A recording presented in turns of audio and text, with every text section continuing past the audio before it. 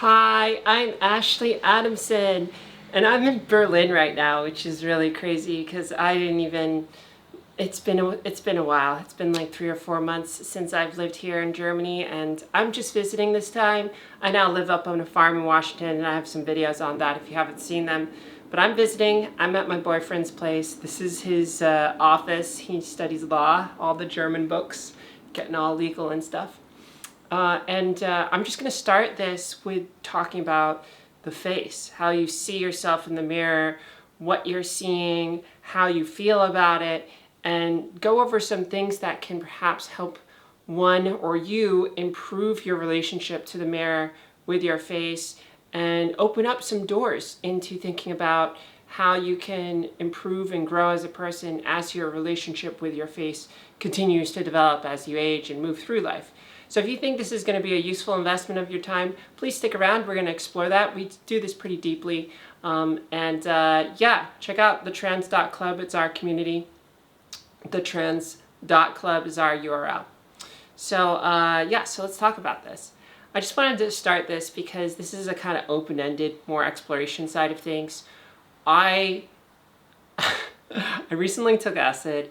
I took LSD 2 days ago. And when I saw myself the next day, I liked what I saw.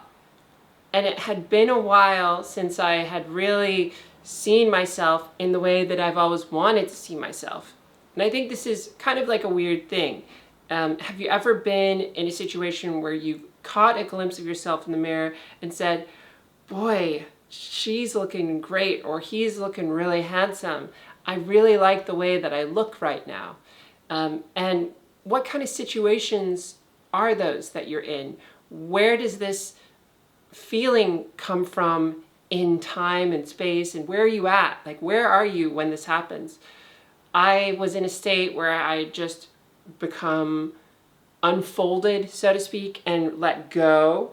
And then coming back into my world, I was in a very open state to view myself in the mirror when I had less of a constrained view of seeing how I am.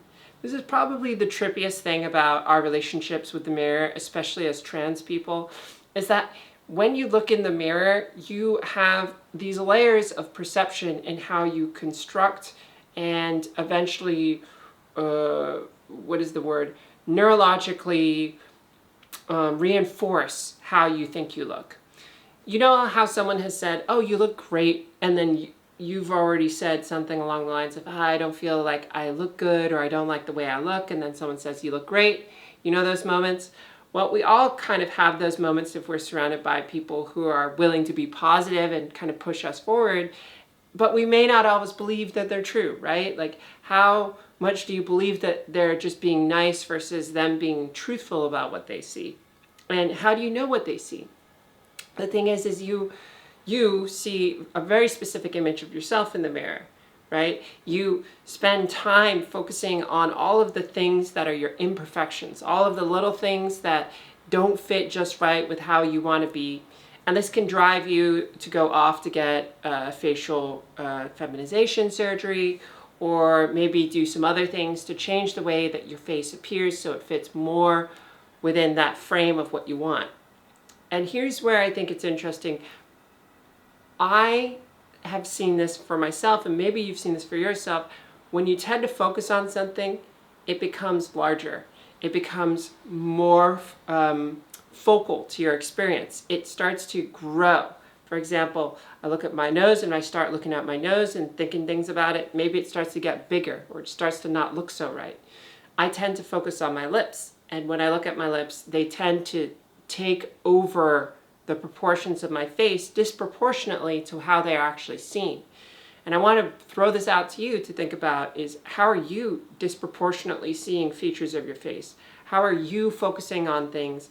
And how is that holding you back from allowing yourself to accept yourself and love yourself? Now, saying just accept yourself and just love yourself, that's easy to say. And I know that it's hard. It's something that I still work on. But I've gone far enough to be able to not get affected by it in such a way where it dictates or it has control over my life. And maybe this is the mitigation factor of self-development and personal growth, is really to mitigate all of the things that hold you back and hold you down, and get them to a place where they don't hold you back anymore. They don't need to be perfect. I think everyone would love to love themselves more. Wouldn't you like to love yourself more? Wouldn't you like to feel prettier, more attractive, more stronger, more better, faster, harder, better, blah, blah, blah? You would like that, right? But where are you before you get to that point? Where are you like before you're like the best perfect version of yourself? You're the slightly less perfect version of yourself. And this is like taking me in a wholly different direction than I thought, but I'll just say this. Try to be the better version of your perfect self.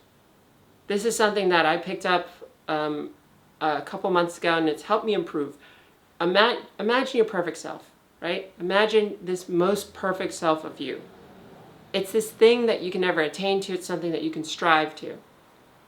Now, think of what would be better than your perfect self. What's better than your perfect self? And I don't know for you, but for me, the better version of my perfect self is my imperfect self. The self that accepts the fact that I'm imperfect, accepts the fact that I can't get to this perfection, and is okay with that. That's the better version of my perfect self. Because my perfect self will never, ever become who I am. It's just this thing that you move towards, right? So when you think of yourself and you look in the mirror, think of what's better than this perfect version that you're wanting to look at. Is it the more accepting version of yourself? Is the one that says like, hey, like this is how I look and I'm fine with that. And that air of confidence just naturally makes you more attractive. It's something to think about. I've gone probably over time at this point. Thanks for joining me. You can join our Discord community at thetransclub.com. No, it's thetrans.club. Link is down below. And if you'd like to support me, hit me up on Patreon. I'd love to hear from you. Okay, see ya. Bye.